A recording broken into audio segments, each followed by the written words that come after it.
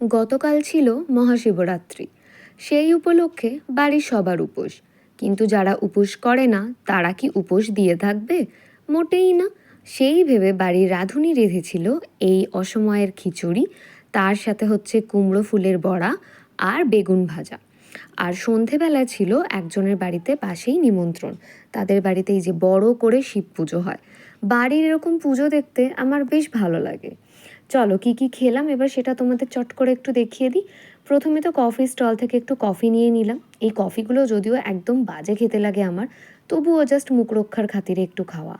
তারপরে গরম গরম লুচি, তার সাথে ছোলার ডাল, আলুর দম, আর ছিল এঁচোড়ের কোফতা, আর চাটনি, পাঁপড়, আর শেষ পাতে ছিল শুকনো বোঁদে। এঁচোড়ের কোফতাটা কিন্তু বেশ ভালো হয়েছিল, আর সাথে মিষ্টি মিষ্টি ছোলার ডাল তো আমার একদম প্রিয়।